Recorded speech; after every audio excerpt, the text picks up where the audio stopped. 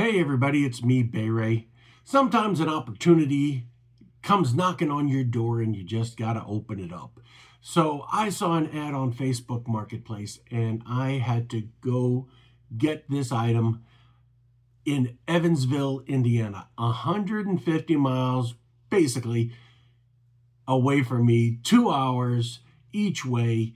And I took full advantage of being in Evansville, hit a comic book shop and a flea market, and I want to show you what I got while I was in Evansville. Before we get started, make sure you like, comment, and subscribe on this channel, on this video, and help my channel grow. I just had my 500 subscriber giveaway. Only 2 people have actually come forward, so I'm going to put their names in the description to hope that the rest of them will get their free comic books that they're supposed to get. So let's take a look at what I got. Okay, first the Funko Pops. Christmas Stitch. I love it.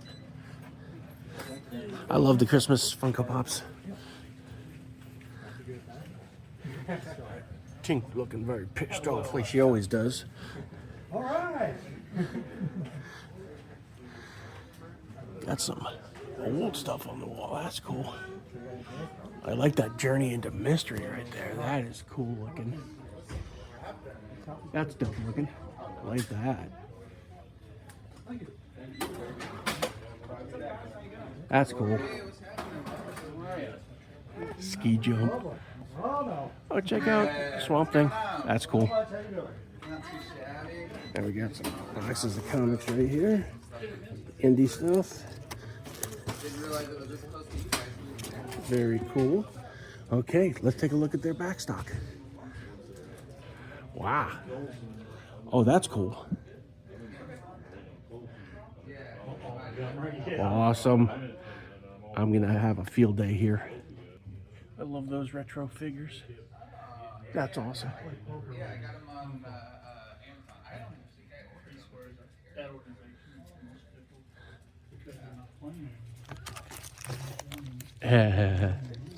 That's awesome.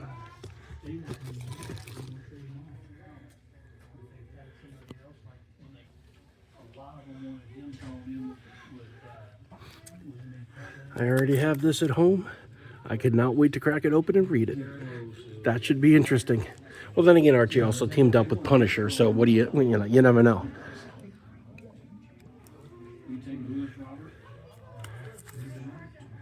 Bring on the bad guys.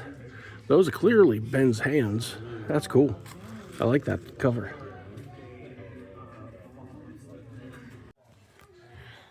More Funko Pops. Oh. Some autographed sports people. That's cool.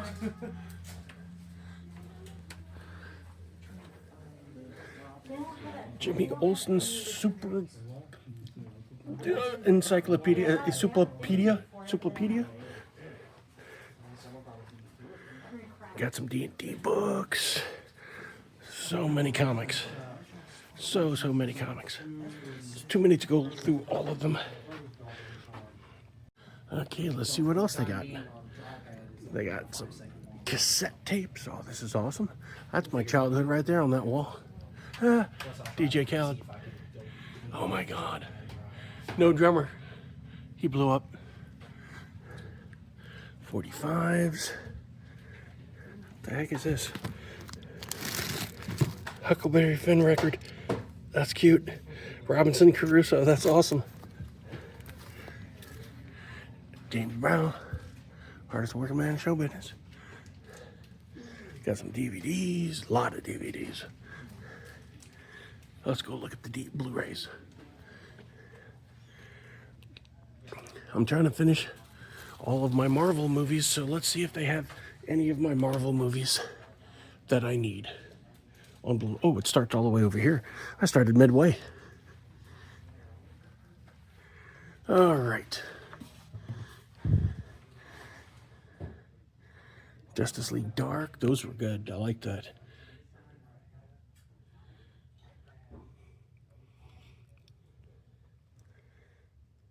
They have Funko Pops and toys all over the dang place. Oh, look, board games and puzzles. Josie and the Pussycats.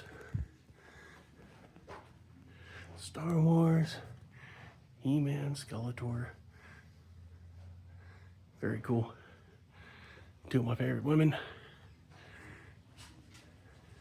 Bruce. Norrin. Oh, that's cool. Some Predator figures. I love this place. Oh, I got a whole bunch of board games over here. That's cool. Kiss on Tour, the board game. Oh, that's awesome. Barbie Monopoly. Hi, Barbie. Elvira. Beetlejuice. Ouija board. That's awesome. Texas Chainsaw. Child's Play 2. Ouija. No. Well, the first thing I did before I went all the way down to Evansville, I backtracked up to Indianapolis to go to Mage Comics because my local shop did not have a copy of this, and I just had to go out of my way to get it.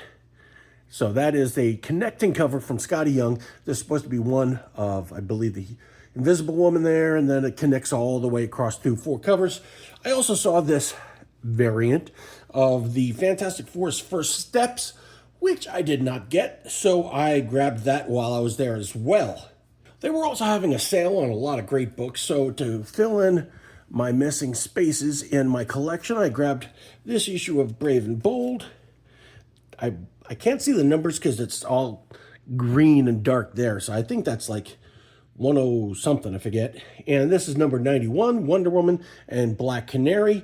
Great deal. I didn't pay $10 each, but just to let you know, they gave me a great discount because I bought a couple of books. Then, back in the 90s, I had loved the storyline for the Cry for Dawn by Joseph Linsner. I grabbed this one for $5 in Crypt of Dawn when he made his own line of comics. He used to be with Joseph Monks in CFD Productions, and then he made Sirius his own line of comics. That lasted throughout the 90s. Both great books. Joseph Linsner artwork, you can't beat him. He is an amazing artist. He knows how to draw women. And not only does he draw a great woman, he draws and writes a great story, a strong female protagonist, and I just love that. So before I went to that big warehouse, I had like an hour and a half difference because where I live in Indiana and where this place in Indiana, there is an hour difference. They are not on the same Eastern Standard Central. So I went to a flea market, and for $8, I found this Devil Dinosaur number 2, second appearance of Devil Dinosaur. And I also grabbed Ultimate Comics number 6, issue 6. So technically, this is 6th or 7th appearance of Miles Morales as the Amazing Spider-Man. And also at the flea market, I got this one for $2. Also, I usually don't do the weird crossovers, Mars Attacks and Red Sonja, but this was a 1 in 25 variant, and they were selling that for $2. So I snatched that up for a cute, fun read. I don't know if I'll be holding on to it, though. So if you look at this picture, this warehouse was not a warehouse. It was an auction house, and they sold stuff, but they had tens of thousands of comics poorly stored, some with water damage, and I grabbed some ones that I thought would have been worth something, and other ones that I just thought that I would love. To start it off was RoboCop 2, the movie adaptation to the original film. So I grabbed that because I honestly love the first 2 RoboCop movies. And if you've been watching this channel for a while, you know I love intercompany crossovers. So Superman versus the Terminator, that's number 3 of 4. Now I gotta go find the rest. And this is not an intercompany crossover, but it is Aliens versus Predator versus the Terminator. I have never seen that before. It sounds so silly and stupid, I have to read it. So now that's issue 1. Now I can go out and find number 2, 3, and 4 to finish the collection so I can read the whole thing.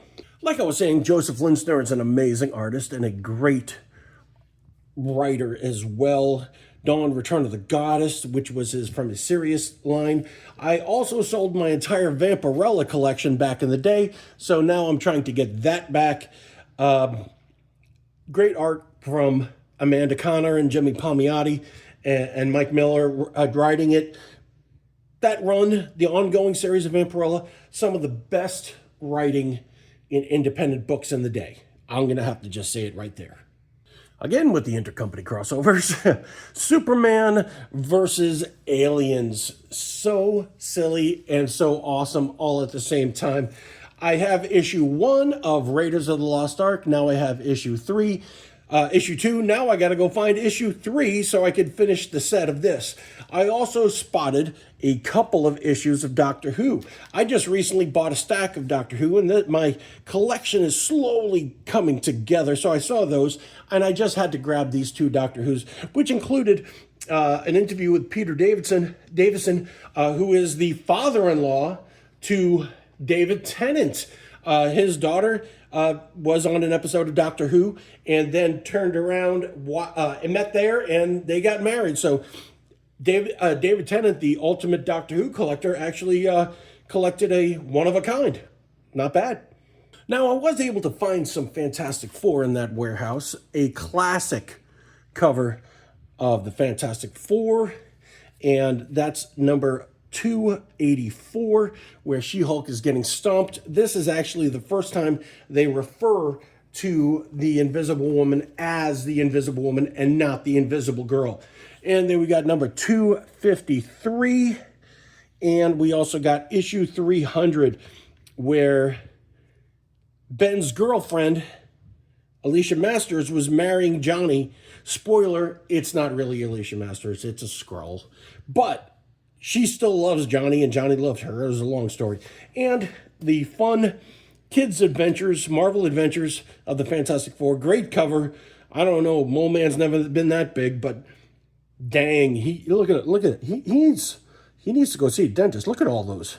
He's got some serious cavities in there. Jerry Conway has written and drawn so many and created so many characters for DC. I saw this and I just had to snatch that up. And this one, Truth, red, white, and black. This is the origin and first appearance of Isaiah Bradley, the black Captain America that fought in the Korean War. You saw him in Falcon and the Winter Soldier, and you also just saw him in Captain America, Brave New World. His grandson ends up being the Patriot for Young Avengers. I'm looking forward to see what they're going to do with that. But first appearance of Isaiah Bradley. This is going right into the collection. Now, it's not in perfect condition. You can actually see there's some spine damage right there. But still, finding that in the wild, I'll take that every day. Now, this book, Scorpio Rose, number 1, this... the story in this was actually supposed to be a Madame Xanadu story that got passed over by DC. I believe it was Steve Englehart wrote that. So I had to grab that. And this one is Donna Mia. I don't do overly sexy, is your butt, overly sexy books. I know I had the Vampirella and the Dawn books in there, but this is pretty out of my wheelhouse. But I grabbed it. Not because it was a holofoil, because I love that silly 90s stuff, but it is drawn by the amazing Mike Luda, who is probably, to me, one of the best artists from the 70s and 80s, and I saw this and I just had to grab it. And here's a Garth Ennis Preacher Special, Tall in the Saddle. Had to grab that. That looks like it's a solid one read. I don't have to read anything else connected to it. And these were given out to stores from the Acclaim Valiant line. When Acclaim acquired the Valiant characters, they went into publishing comics themselves. You know, Acclaim, the video game manufacturer and producer. So I grabbed this. This is a retailer's preview edition, review copy. This was sent out to comic stores for the stores to check it out and promote the book within. I had no clue. This is actually worth a few bucks, but I'm like, okay, I'll grab it. So there it is. So I saw this small stack of Venom Lethal Protector #1, all of them. So what happened was I just grabbed the stack and I like, boop, put it right in the back of my stack. What I didn't notice is when I grabbed it that all of them were actually all stuck together. So to say the least, these books are about $1 just to put in your collection until you actually get a good copy. But I learned my lesson. I should have checked it before I got it. But some really horribly water-damaged Venom Lethal Protectors. I saw X Factor #1. It's got a dink in the cover, so if you look like right here, it's a little messed up. So it's a good $2 or $3 book. I saw that. And the first Jim Lee art in X-Men. Good book, great condition. I loved that. Another X-Men book, number 263 and 279. Andy Kubert artwork there. I will not pass up my 90s, early 2K, and 80s X-Men. Just have a special place in my heart, but I don't go out of my way looking for them, but if I find them, I snatch them up. Okay, everybody had Robin 2 back in the 90s with the hologram on the cover.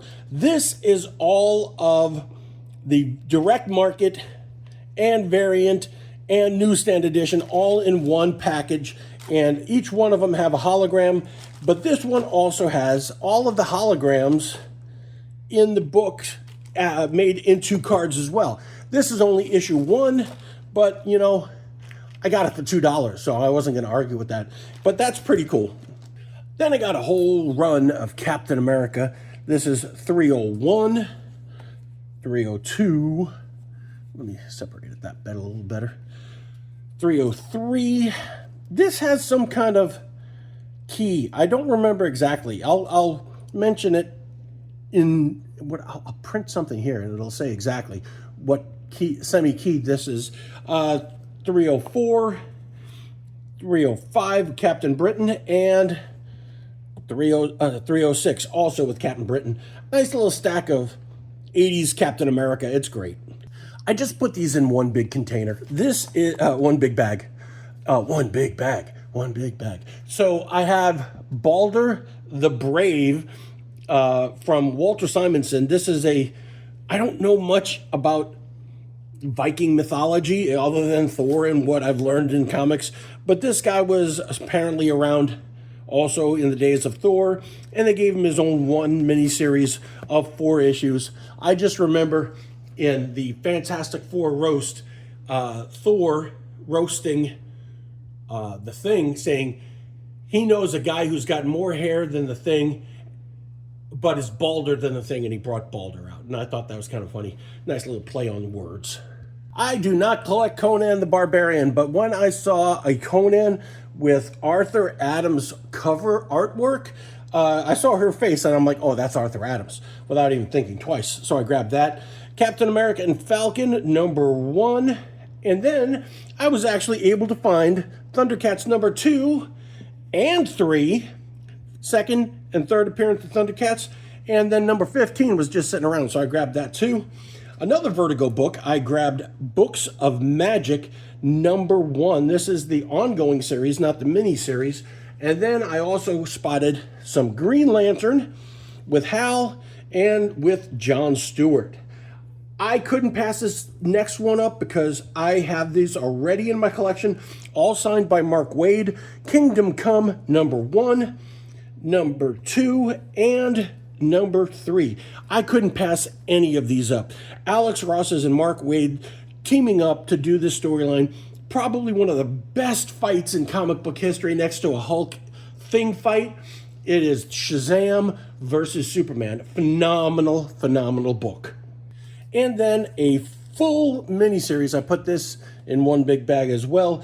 Concrete by Paul Chadwick. That is Killer Smile, the full miniseries 1 through 4. I couldn't pass it up, a full miniseries. I just will sit there and read all of them later today. I kept finding random books of Dark Horse Star Wars.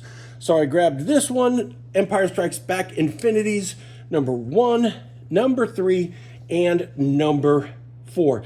This is basically What If of Star Wars. That's pretty much what it is. I got Droids number 1. I got a whole bunch of individual books that unfortunately I do not have the full set of these. So I'm just going to put these, show you what I got. Now, my cousin Matt, he's a big Star Wars Dark Horse fan, and he will know more about these than I ever will. There is some amazing artwork on all of these. Dark Force Rising, based on the Timothy Zahn book. Vader's Quest. Dark Lords of the Sith, cool cover. Empire, Tales of the Jedi. Now this is the ongoing series, some regular Star Wars. And then get that one, Rite of Passage. And then it became Republic, so it's turned to the numbers of that. A Golden Age of the Sith, number 0. Last Command, number 3, also based on the Timothy Zahn book.